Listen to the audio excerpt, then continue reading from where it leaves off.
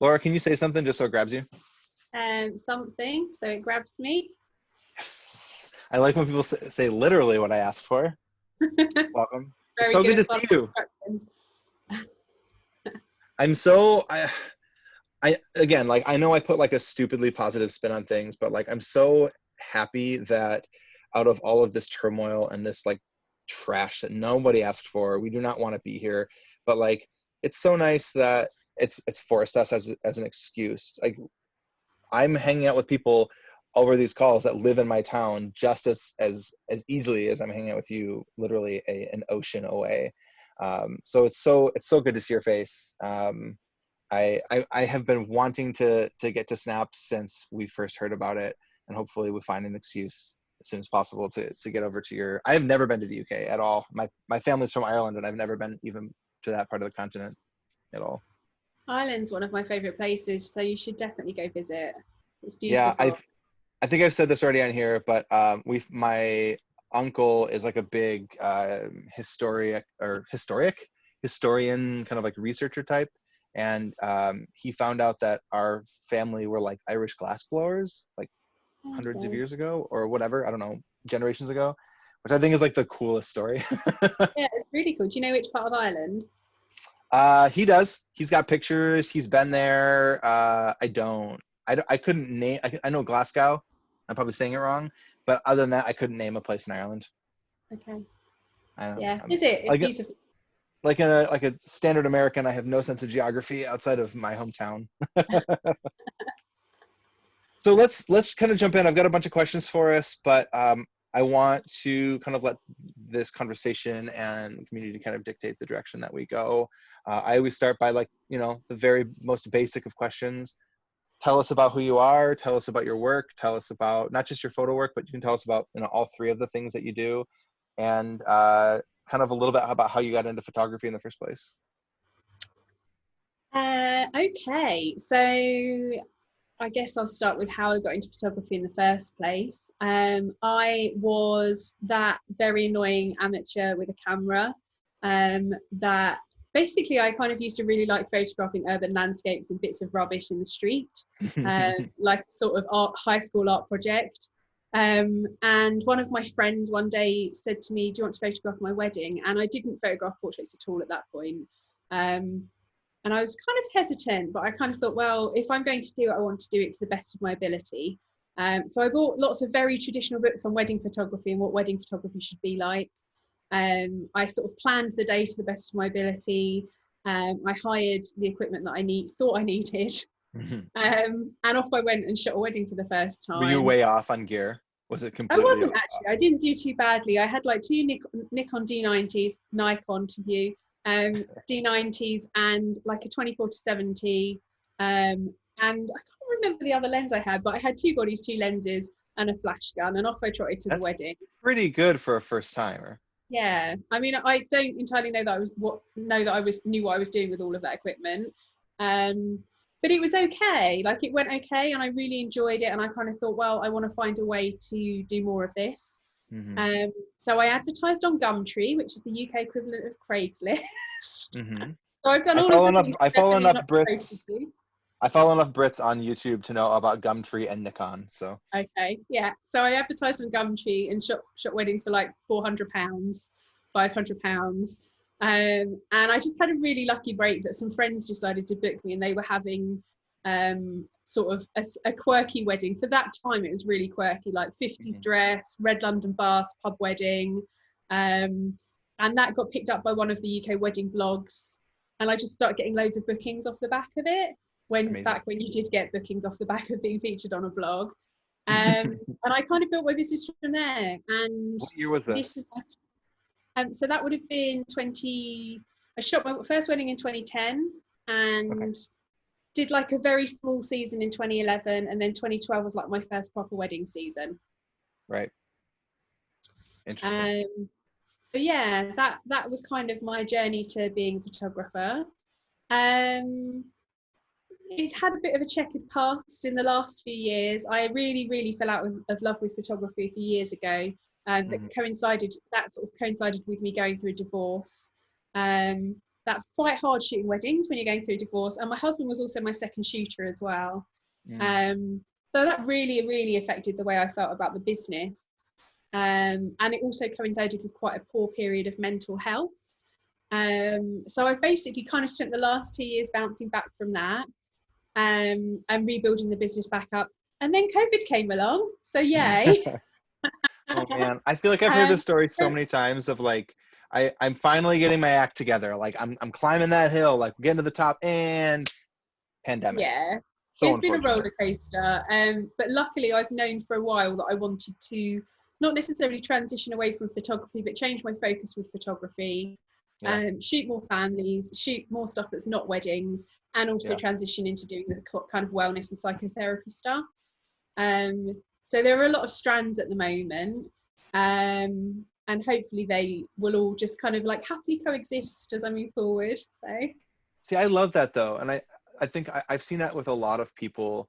We're definitely going to have some sort of like roundtable discussion here about like photography and mental health, because I think that um, it's something that is sometimes talked about, but definitely overlooked.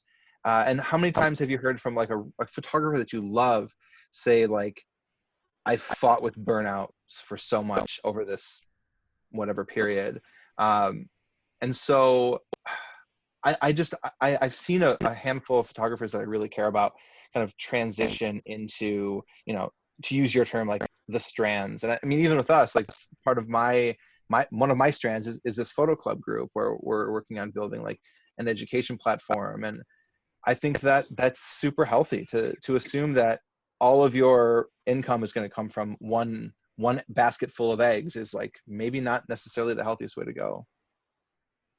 yeah, I think that's really true. And I think for me as well, one of the things that I found when I was struggling with my business is that quite a lot of my ego and self-identity was tied to my business.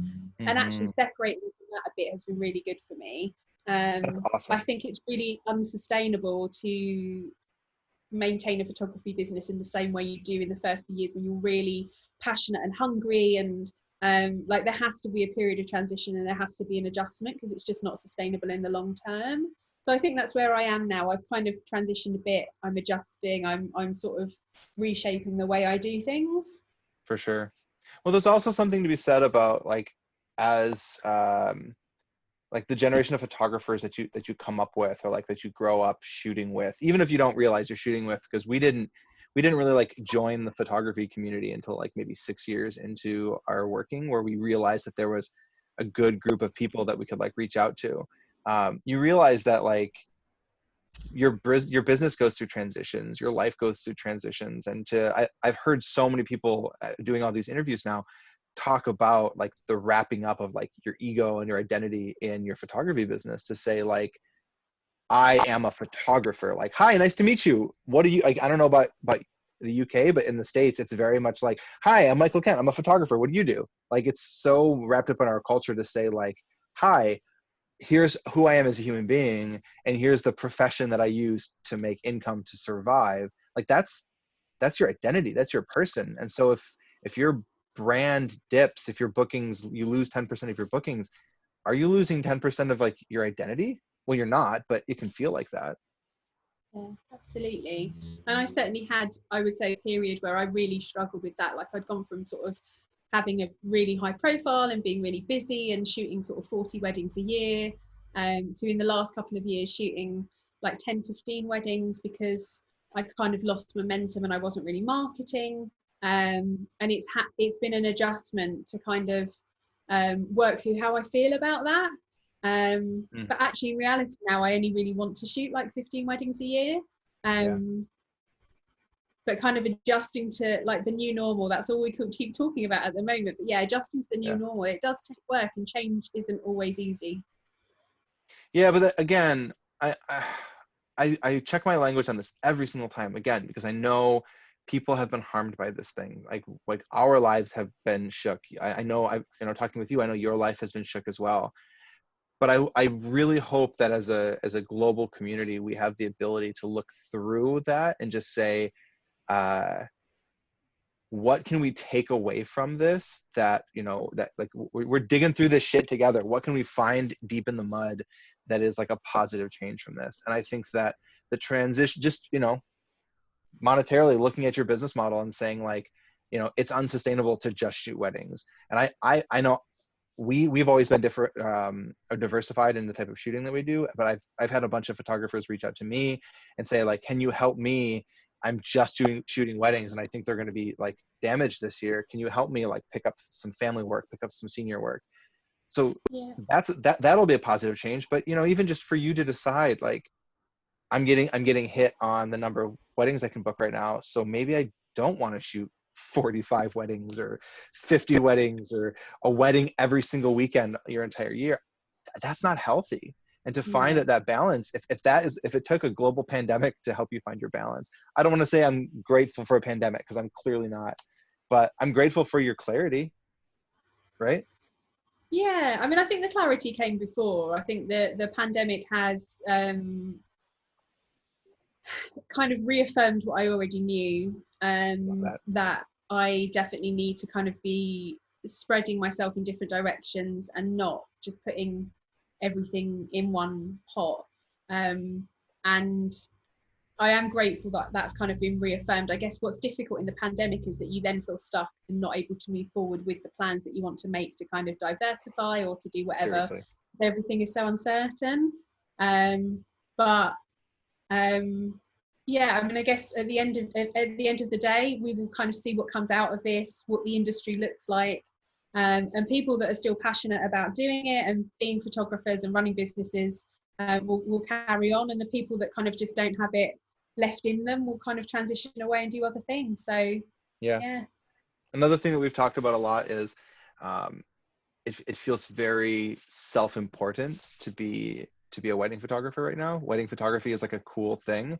Uh, it's okay if I you hate love that doing about this. the industry. I really hate it. But I yeah. know, and we push against that really hard here. I do at least. We, I've said this before, but like, it's okay. It's okay if this is a hobby. It's okay if you love shooting weddings and like you make some extra money on the side, but you have a 9 to 5 job and like you need that for the security of your family. Like, just because this is like my full-time job doesn't mean you have to aspire to that.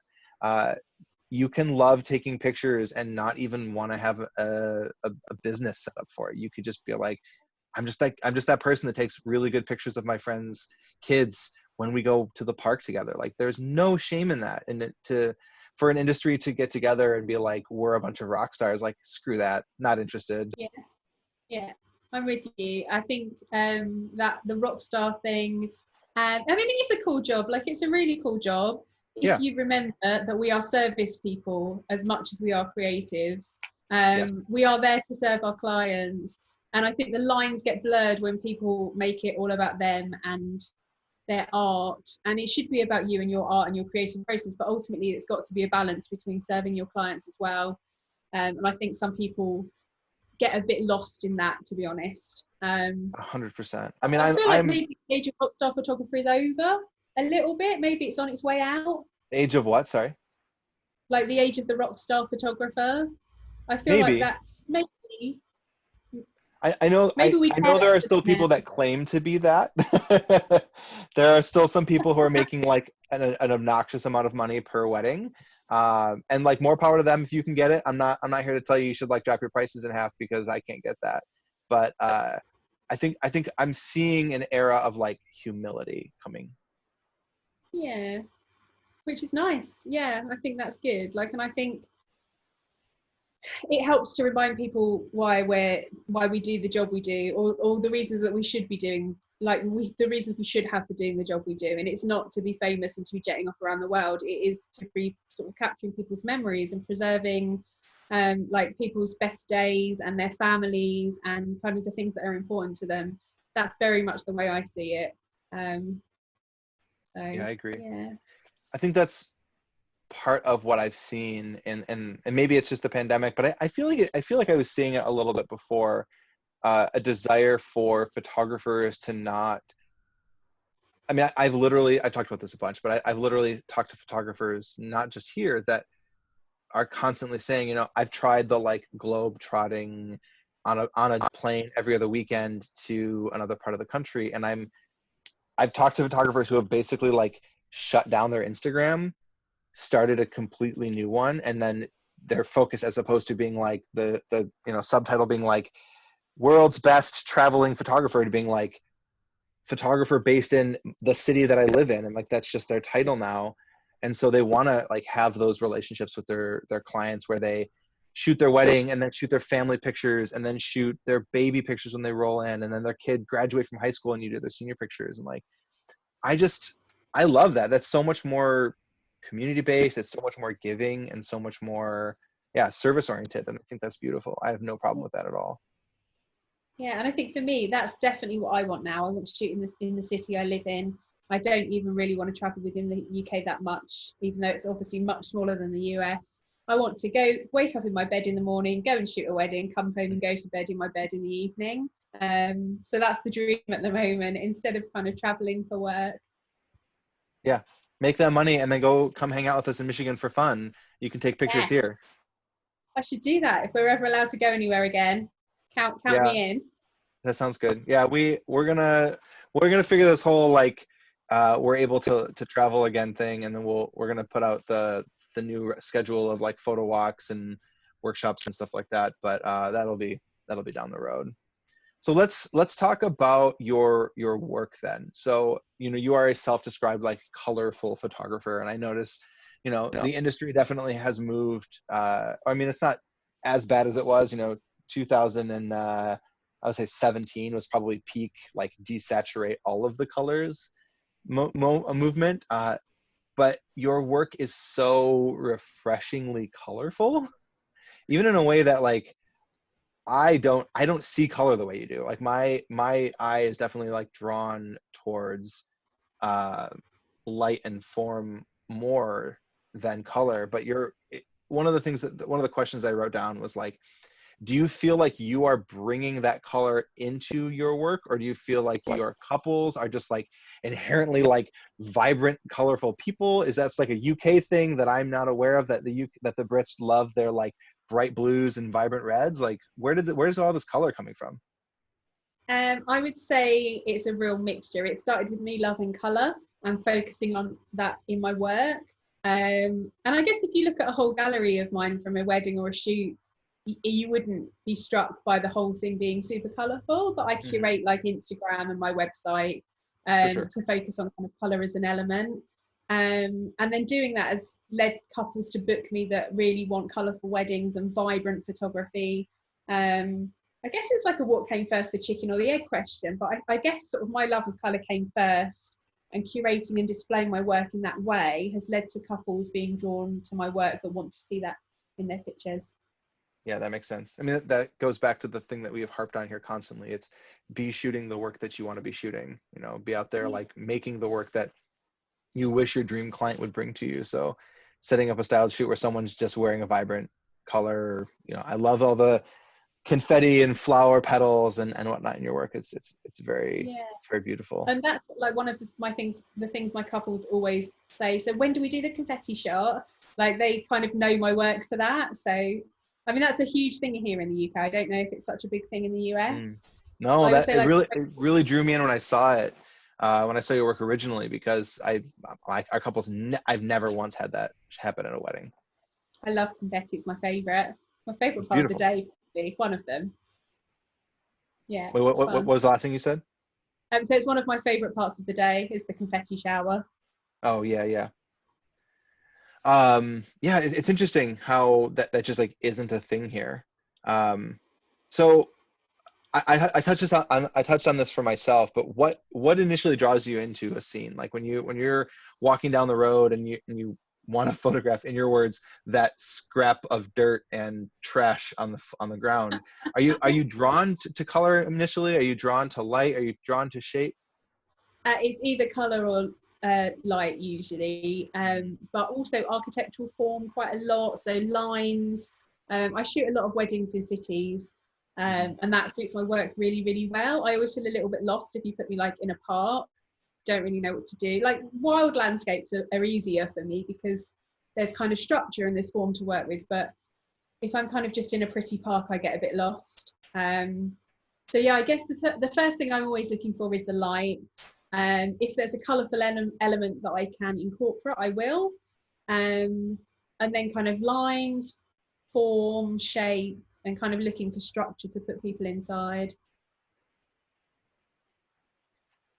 Yeah, I'm similar. I guess mine is definitely light initially, and then I don't know. I guess I'm drawn to like blocks of color. I know that um, my eye is really drawn to greenery, and so I have a similar but like opposite problem, not problem, opposite like interest where I have I initially had a really hard time in urban environments in cities where I found I didn't have enough like kind of textural backgrounds, or like I just loved working with like with greenery and you know, leaves and branches and grass. I have since found a love of like harsh light inside cities. Yeah. But I guess for me the biggest need is like evolution of work, which is a weird thing way to say like both consistency and always something new. Because like I'm always like looking for that same type of light, but I don't want to shoot in the same location. I don't want to just shoot in natural environments. I don't want to just shoot in urban environments. To kind of like keep me fresh, but also allow me to like dig in on the same problem in a different place. Does that make sense? I feel like I'm just rambling. And I guess the other thing to say, like, all of those things are nothing without a moment. Like, you can have the most beautifully composed Ooh. shot, you can have the most beautiful backdrop, you can have the most beautiful light, you can find a pop of color to put people in, or you can be photographing a scene that's happening naturally with amazing composition. But if nothing's happening in that scene, it's still a shit picture. So that's kind of like light, moment, and color. They're kind of the three, I guess. I Don't I'm pictures writing this people. down. What'd you say? If you don't have a moment, it's a shit picture. Yeah, I wrote down all of those things are nothing without a moment, which is the beautiful way to say it. Yeah, Uh, if nothing happens in that scene, it's still a shit picture. yeah, I love that. exactly. We need to make that needs to be a T-shirt with like confetti on it still. Yes, that sounds amazing. Brittany wrote, Laura, is there any chance we can see a full wedding gallery? I'm also colorful and just want to see how you utilize some non-colorful scenarios like reception halls. Yeah, we can. We could do a screen share if that would work Screen for you. share my screen. Let me just see what I've got open behind first Yeah, off. that's a real thing. I every single time we start these, I restart, I close everything, shut my computer down, and reset just in case. I noticed when I set up the live chat that or the Facebook feed that it grabbed my screen and was just like my chat log was up and so no, there was nothing weird there, but it, I wasn't expecting it to be sharing that part. Okay, I'm just going to log into my pick time. Pick time Cool. people, that's who I use to host my galleries. They're really great. I am an ambassador, so I have to say that. No, I do really love Nice. them. So, yeah, pick There, time is how I host my galleries. we've been with Smug Mug for like 10 years, and Pick Time is the first one that makes me think I might be able to change. And only because I've got 10 years worth of weddings and families and seniors in there. It's like 1,000 galleries or something insane like that. I don't, it'd be really hard for me to change, but Pick Time looks awesome. So I'm just going to find a gallery and then I'll share my screen. Um, Shall I go for a really, really colourful one, like one of my most colourful weddings? Does it have parts of it that are less colorful? Because she wants to see specifically how somebody who is like good at color utilizes that skill set or that eye in like a non, like you've always got like the parts of the wedding that are like the most perfect for the way you shoot, and then how do you utilize that Sure. during like the less colorful moments? Okay, I'm just going to have a little scroll through and think what would fit in with that. Yeah, no I worries. mean, I could show you a much more traditional wedding than the sort of weddings I would shoot, and show you how that works. Like That'd be that, the great. sort of weddings I show rather. Right. Um, let's have a look. Um, okay, I know which one I'm going to share. Where's it gone? So this,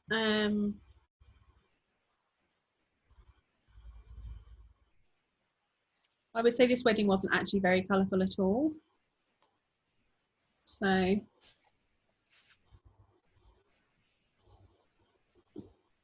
internet's really slow. Good work. It's okay. We got time. Why is that so slow? Maybe because we're streaming this as well.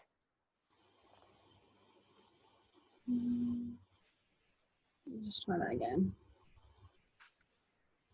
Okay, that's better. So this is Camilla and James. I haven't even got a colourful photo as my first picture. They had a sort of classic London wedding. So with a church ceremony in a very, very yellow and dingy church. So I'll show you that in a minute.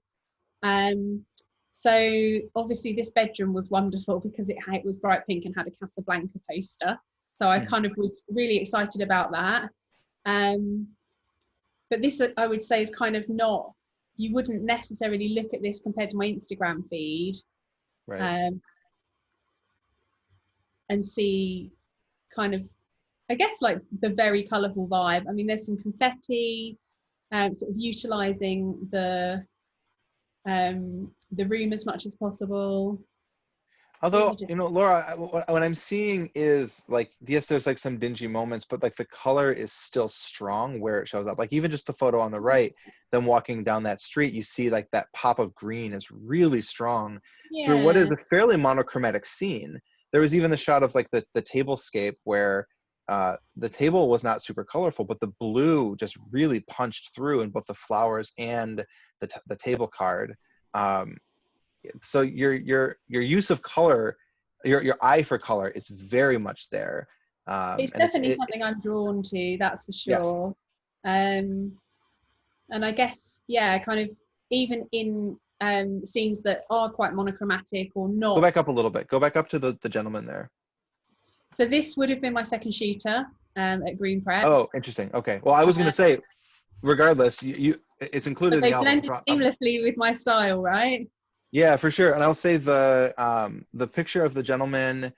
Where is it? It's so choppy. The one with the go back. Sorry, That it's one. like jumping around. There's the three of them kind of like looking at a note together or something like that.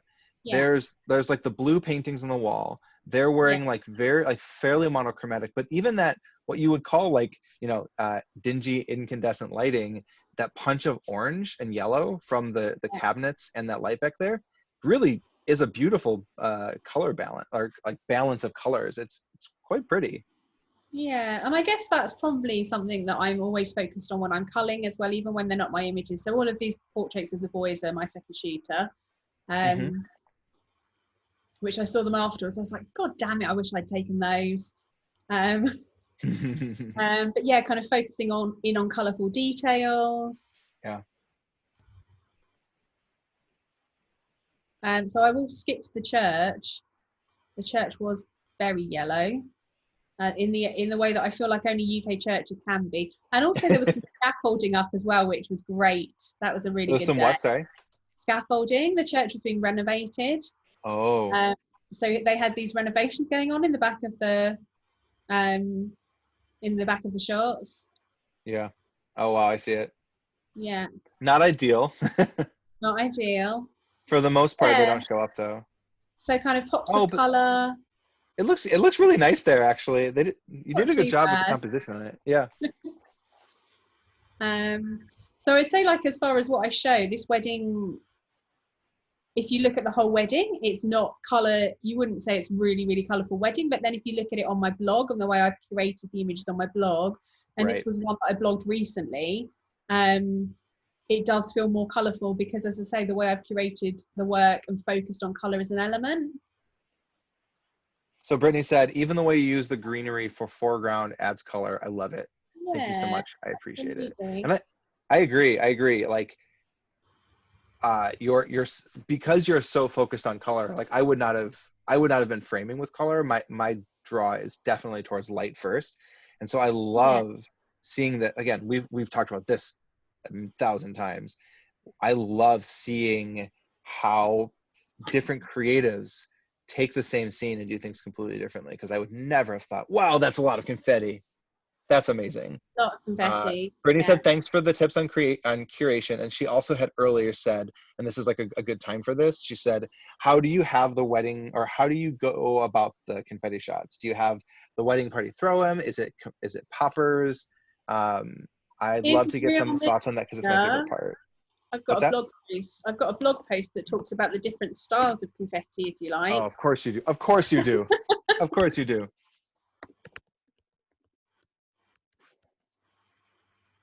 That's Okay. amazing. I'm gonna make sure we grab this link and we'll Again, as I we'll say, share this it in is the show something that notes. my clients know me for. So I focus on it. So I've got this post on my blog where I've just looked at different types of confetti, what they look like.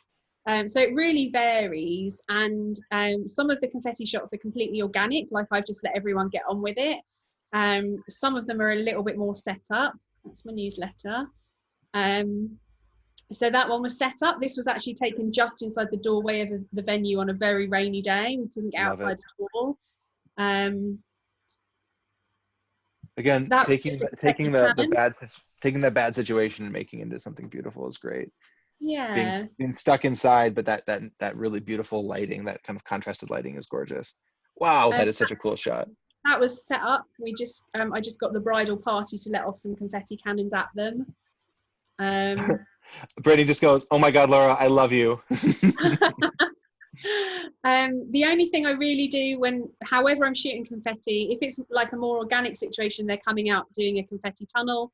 The only instruction really I give is for people to throw their confetti up in the air, not in a couple's faces, and that's it really. Other than that, I just crack on and shoot at a high shutter speed and hope for the Yeah. best. Has that happened? Have you gotten like a glob of confetti in someone's face?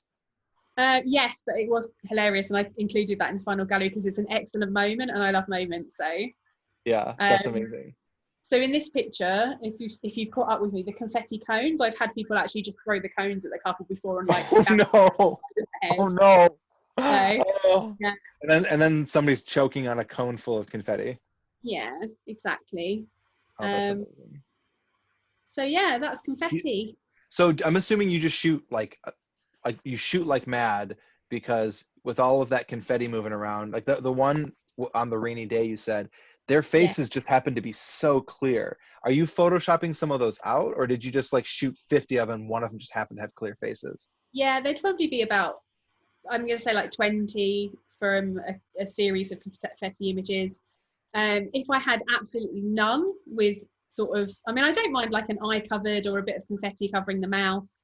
Hmm. Um, but I tend not to Photoshop anything really because I'm lazy. And also, I'm a Agreed. documentary photographer, so I don't have to. Right. And my clients know that that's what they're getting. They're not getting an editorial version of an image, they're getting a documentary image. So Yep. that gives me license not to really do any Photoshopping, which is We found great. we found a similar excuse because we do sell ourselves as more like portrait artists, but we also have a bend towards like authenticity and kind of like like a radical imperfection kind of stance. So I also don't like photoshopping because I'm lazy, but I have found a similar but completely opposite reasoning for it because I just don't I'm also want to. not very good at it, if I'm honest. Hands up. I'm a photographer that can't really use Photoshop. So Yeah. Well, here's the fun part. You don't have to, right? Like you're not required. You're not required by any. Do you want to show something else, or can I cancel the no, screen I'm share? good. Yeah, we can stop. Cool. There we are. Wonderful. Yeah, I mean, it's perfect, right? Like we're in an era where you get to define exactly what you how you want to take this industry, and if you have as long as you have clients that see your vision for something, you don't have to do Photoshop if you don't want. I Yeah, just learned after years to use masking instead of just copying things and like using the erase tool like yeah, last year. that's what Um, I do. The copying, erasing. That's yeah, yeah, yeah. So I mean, we've done a couple live tutorials on these calls. Sydney Marie, who I think you might know, out of yeah, Detroit area, did a not Detroit area, Grand Haven, did a tutorial on shooting GIFs, and we've had a lot of requests for like, can you show us like your editing techniques? And I'm like, yeah, it's called I shoot this way, and then I click the preset that I've built, and then it's done because I just do everything in pre-production because I don't want to spend any time editing. I just don't. So Same. I'll do like I should probably do a live tutorial for it and just show like the 35 seconds that it takes for me to edit each photo. Like just click, click, moving on, and just have it be really boring. I think that's good though, because it shows people that it's not that mysterious. It doesn't have to be. Yeah, Um, and for sure. actually, really taking a good photo is about the photo, not necessarily how long you spend editing it. So For sure. Which is not to say that there's any shame in being somebody that is like really into editing, really into Photoshop. If that's your no, of vibe, course, like go for it. But you don't, again, we're just beating the same dead horse here. The answer is you can do whatever the hell you want as what long you as you have like. paying clients and people that like you.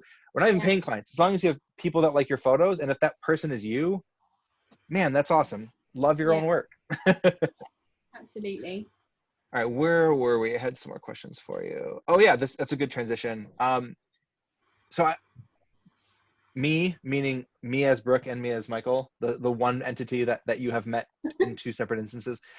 Both times have been in the US. So obviously you've spent some time here.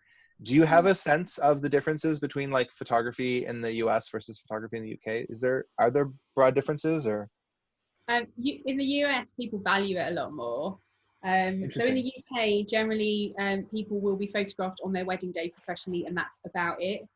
Mm, Like we don't have senior portraits, we don't have family portraits every year. Like I have a couple of regular family portrait clients, but most people either never have them or it's kind of um, infrequent. So yeah, I think the way photography is valued is very different. mm, And therefore the prices we're able to charge is quite different yeah, as well. When I see what some of my US friends charge, I'm like, wow, okay. Um, so yeah, I just think it's a very different market, um, and people in the UK are reluctant to spend money on it, which is interesting. I unfortunate. wonder because I've seen that transition. Just being in the industry for over a decade, I've seen that transition happen West Coast to East Coast. Like when we first got started, people couldn't charge what they are now charging for photography as a whole, let alone wedding photography. But my West Coast friends were charging like through what felt like through the nose, which come to find out, it's just essentially a living wage.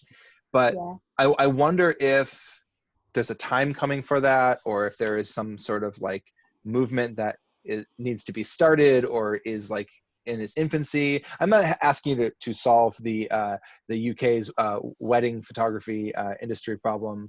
yeah, I only say it because as somebody who got started doing senior portraits, um, they weren't necessarily as big a thing in certain markets, and I've seen like I've seen shifts like that. I've seen people decide that like this is going to be a thing here and lift up, whether it's families, whether it's like certain parts of the wedding day. I know, for example, like they're not a thing in Canada, or senior portraits are just not a thing in Canada at all. They're yeah. not obviously a thing in the UK, as you said. I don't know. I'm not, again, I'm not asking you to solve anything, but I'm just wondering if those are things that like with the right marketing, with the right like blood, sweat, and tears, somebody could make that a thing. Maybe. I mean, I actually, my inclination is that the market might drop because of Mm. COVID. Well, yeah, Um, of course, that's a new People thing. will have much less disposable income. Like even the people that are so being supported by the government at the moment aren't being supported on 100% of their usual wage. Mm, Um, they're getting like 80% of their wages. And obviously 20% is where your disposable income sits usually. interesting, So I feel like the market might be forced down even further, but I would love to be proven wrong. So yeah, for we'll sure. see. Yeah.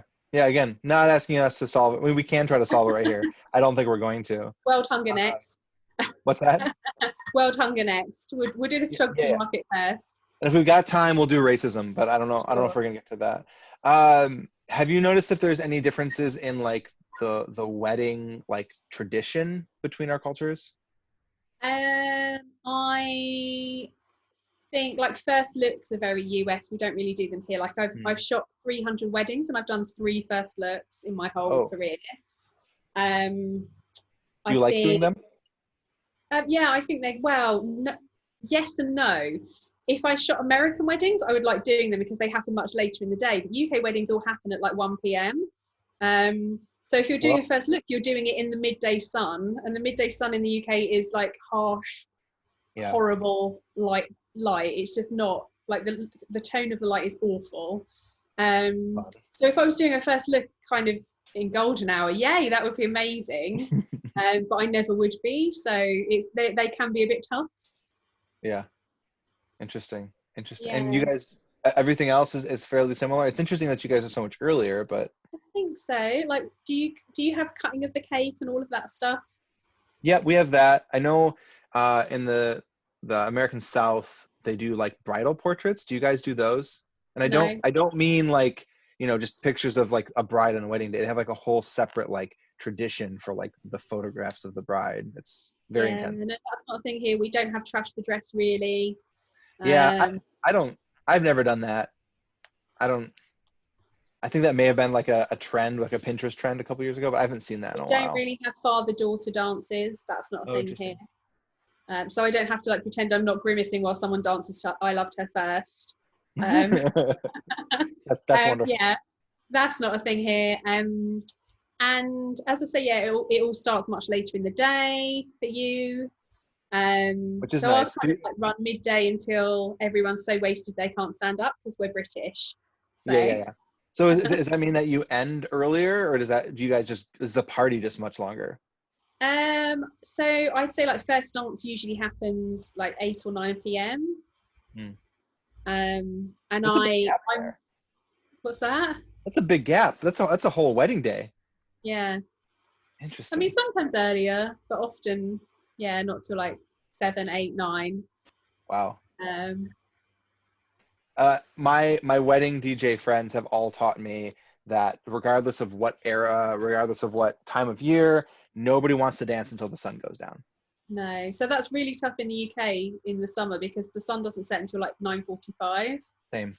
And if you Yeah. have your first dance like 8 o'clock, then everyone just disappears off outside straight afterwards again. So yeah, Yeah, that's we at our peak, because we're so far north, we're on the 45th parallel. I don't know what you guys are on. sure to be Um, honest. we at our peak, at peak summer, our sun will still be like, we'll still have light on the horizon at like 10:15, 10:30. Like it's ridiculous up here. Yeah, So in our high summer months, we have people with like really long wedding days, and it's beautiful because you get those like long golden hours and long blue hours afterwards, but it's a yeah, tiring day for sure. yeah. Okay, let's talk a little bit about SNAP. You want to explain what that is and kind of what you. Um, yeah, is slash was. Mhm. So we're on hiatus actually this year, with no set plans for next year. So at the moment, it's a Right. big I don't know. But it was a photography festival, slash. I mean, I can show you the video if that would be the easiest thing. Yeah, we can see it. Like 3 minutes. Uh, okay.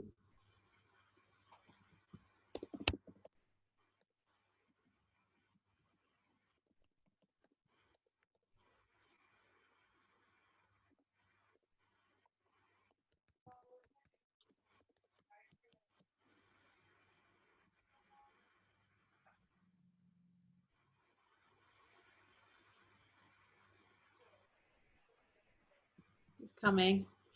It's okay.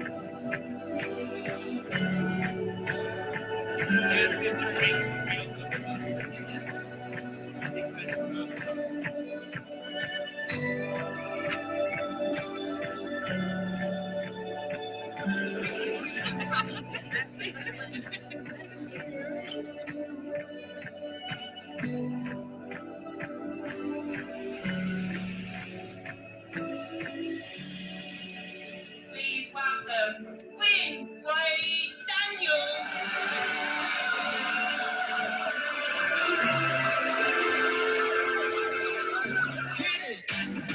That's what I'm talking about. Wait. Okay, now, from the beginning. Get it, boys.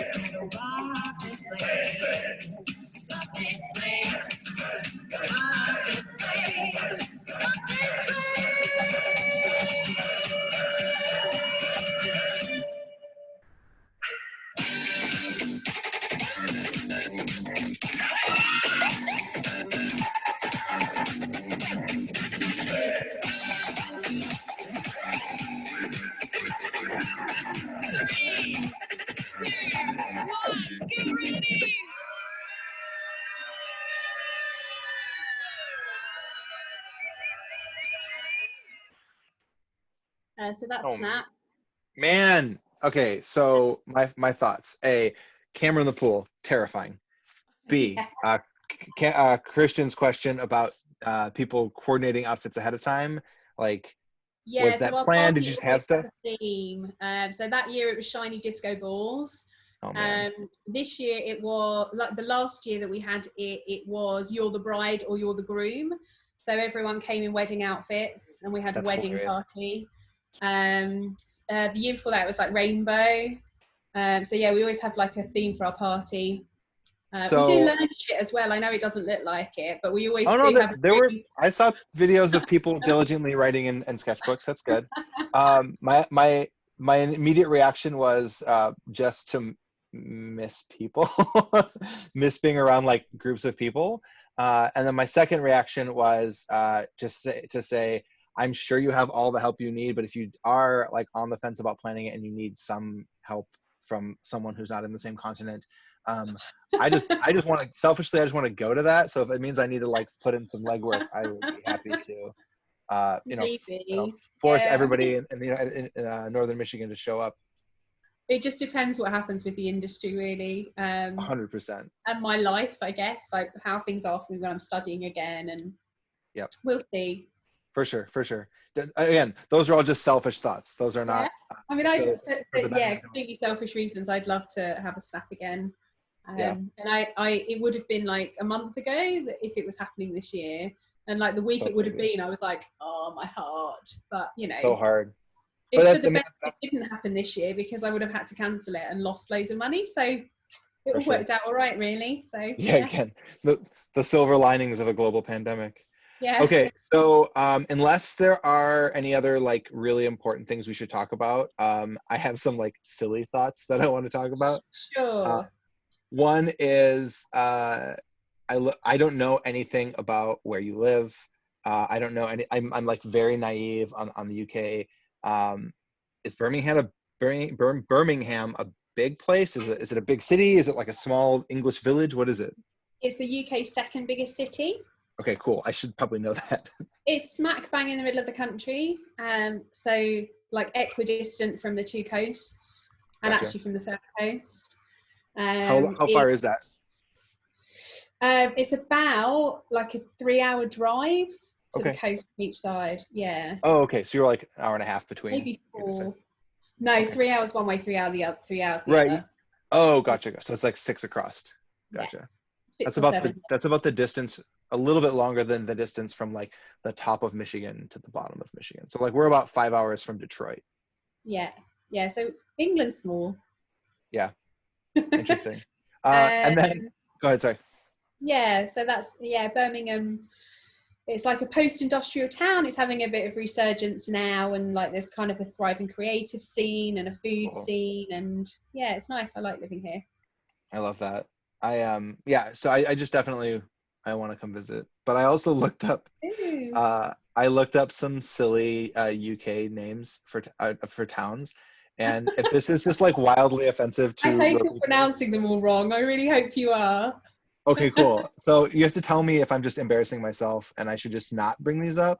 But I Okay. looked up because I was looking at Birmingham to see where it was on the map, and then I just saw some that were really funny nearby. And so there's Fillingdley, I've never even heard of that. Spell it Fill for me. Fillongley, Fillingly. Don't know it. So I've only Cool. lived in the Midlands for like 2 years. So if I don't know places, That's it's because I'm fine. not a native. Yeah, that's fine. And you're not required to have any insight to these places. I just think they sound funny. The next one is Hugglescoot. That's again, never heard of it, but it Yep. sounds plausible. North Piddle. Again, never heard of it, but it sounds plausible. Pucklechurch. Yeah, yeah, That's a real place. Okay. Curry Mallet is the name yeah. of a town. That That's sounds about right. And then Pickford. I just thought Yeah, I liked the name Pickford. yeah. They're all very English names. Yeah, lots of Yeah. places have mallet on the end. I'm not really sure why. Looking up, the cliche was gonna some sort of like Scottsdale on something, and I realized that that's just the name of the river that it's on, right? Yeah, Like something on Trent is just on the river of Trent. yeah, Cool. That's not absolutely. nearly as funny as I thought it was going to be, but it's But good fact. Yeah. Well, I have one last thing to mention, but I think I'm going to leave it until we like plan to sign off. But is there anything else you want to talk about? Do you want to share anything about like your wellness account that you're working Yeah, so on?